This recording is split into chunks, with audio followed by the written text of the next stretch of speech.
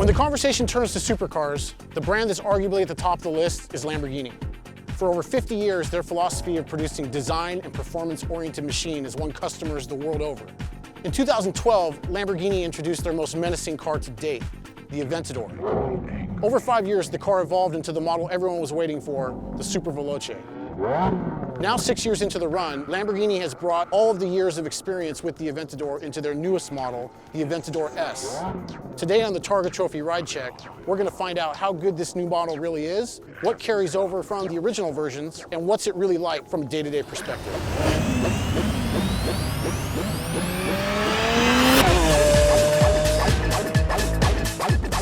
This is the Lamborghini Aventador S, also known as the LP740-4. So this Aventador S takes the best of the best elements from the entire evolution of the Aventador line, from the Gen 1 and the SV, and plugs it into this new S package. You know, we can kind of start with the exterior. The cosmetic updates to the S is very evident that it's been influenced by the SV. You've got a front fascia that almost looks identical to the SVs. You've got some new rear scoops that are virtually taken off the SV as well.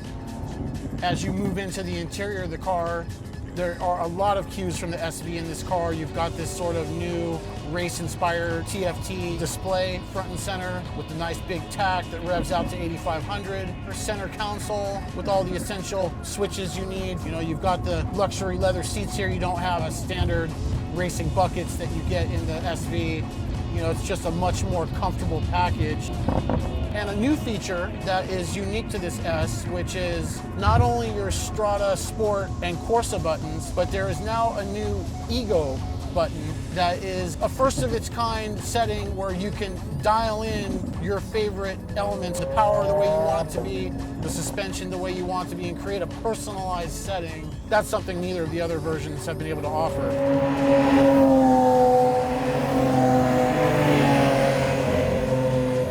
When you talk about the power of this car, we're still talking about the same V12 engine.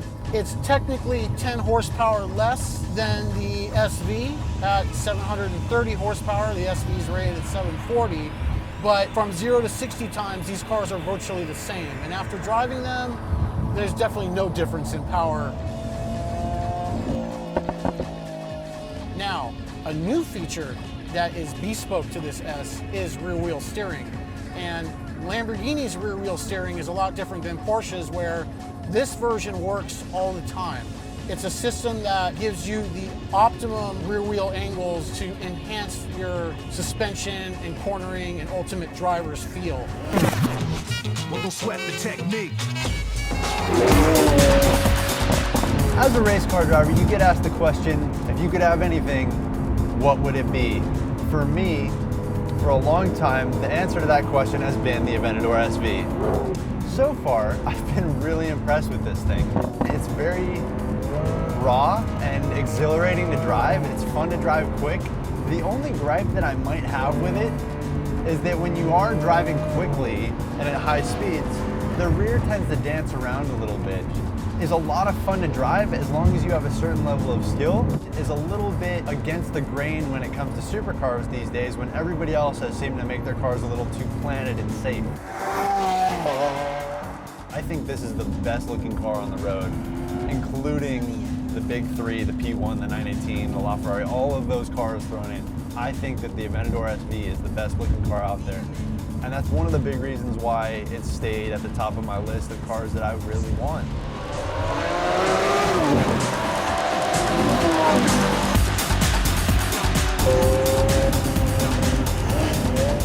The S has basically everything the SV has over the first gen Aventador, in addition to the rear steering. So almost immediately, you feel a pretty big difference from the SV, and that's more than anything that rear steering.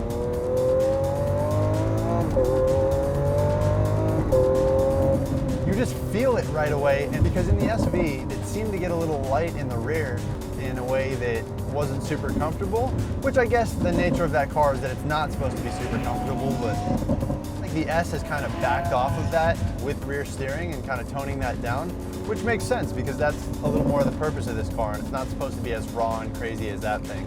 You get all the things that make it a little more comfortable and everyday friendly, like not having to deal with bucket seats, you know, a little more cabin comfort. The other thing that you notice right away, it backfires like crazy. Literally every time you get off the throttle, every time you downshift, it sounds so good. And I think everybody will agree with me, is probably one of the most fun things to hear when you have an exhaust on your car. And this is just OEM. So thank you, Lamborghini. I will say the one thing that I'm probably not the hugest fan of in this car would have to be the gearbox. It's something that, you know, isn't inherently bad.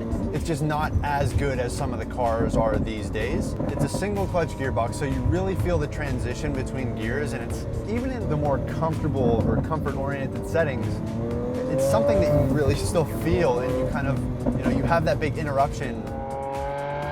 So overall driving feel on this vehicle is, if the SV was an 8 out of 10 as an overall package, I feel like the S, which is supposed to be a little more comfortable, just more refined, has all the tech out of the SV and a little more, I would have to say that this is at least an 8.5 or a 9.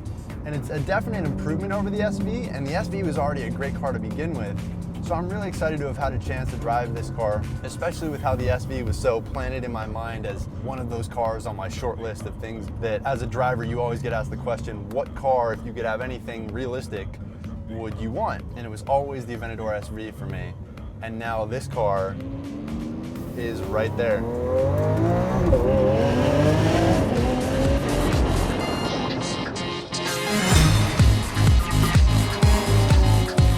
All in all, this new Lamborghini Aventador S is the pinnacle of the Aventador variants at this point. Having taken all the knowledge from the 6 years of the Aventador being out, from the Gen 1 to the SV, really make this a refined Aventador compared to what's out there.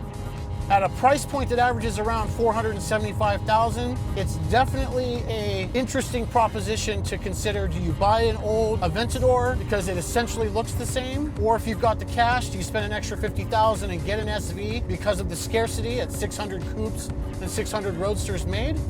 Or do you get the newest version and live the best of all worlds? After driving all three, go with this new S model. As Aventadors go, it's an amazing driving car. Got a lot more animation compared to the SV and the Gen 1. And it's just got all of the newest tech that you're gonna get from any Aventador at this point. And because of those reasons, that's why this new Aventador S is 100% Targa Trophy approved.